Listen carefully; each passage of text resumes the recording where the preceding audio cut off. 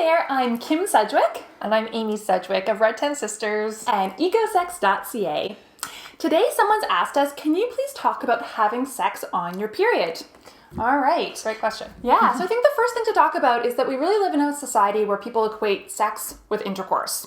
Okay, and certainly you can have intercourse on your period, but we're also going to talk a little bit about some other things that you can do, other types of play. Yeah, for sure.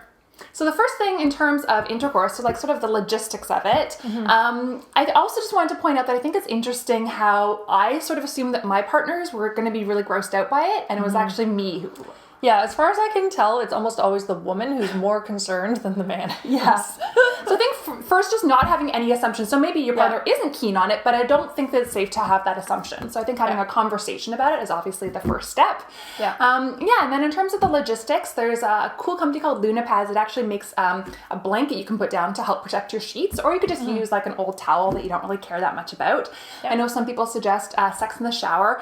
Personally, I've always found that really awkward. I don't know if you've ever successfully done it. It always seems like a little bit of like a gymnastics routine. And the irony is that water actually washes away your natural lubrication, so you're usually less lubricated. So you could use like a silicone lubricant to help with that. But anyway, maybe you'll have better success than we have. But yeah, those are some sort of logistical things around it. And then in terms of positions, you kind of want to think about gravity, right? Anytime that it's more likely that the blood is going to flow down. So usually I have sex on my back, lying down with my legs up or something, because I'm not a huge fan of missionary, but certainly there are other ways you can modify that. So yeah, just thinking about what are the positions that are going to be less likely to make a huge mess.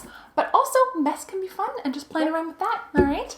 And then some alternative sexual practices. Want to talk a little bit about that? Yeah, and I also just wanted to touch on the fact that often, just hormonally, women actually have like a pretty high libido when they're on their period. Testosterone can be a little more available when our other hormones are at their lowest during our period. So it's not uncommon for women to really be horny at that time. I can attest to that. That's definitely the case for me. But also because of that, it can be really easy to get off in other ways. And like I know that manual stimulation, even over a pad, has like totally successfully got me off in the past. And so I think it's a great time to explore, alternative sexual practices, giving each other manual stimulation or oral stimulation for a male partner. Anal play? Anal play. So there's lots of other things that you can do that are super fun at that time. I actually think it's funny you mentioned the pad. I feel like the friction actually makes it more likely for me to get off that way. Yeah. And also the Diva Cup is an awesome way to have like a mess-free stimulation that way too. Like using the Hitachi Magic Wand definitely does the trick for me. So we hope some of those suggestions help you have a really awesome sex on your period. Great question. If you have a question, send an email to thesisters@red10sisters.com. You can also join the conversation on Twitter and Facebook, and make sure to sign up for our newsletter for all kinds of other fun goodies from the sisterhood.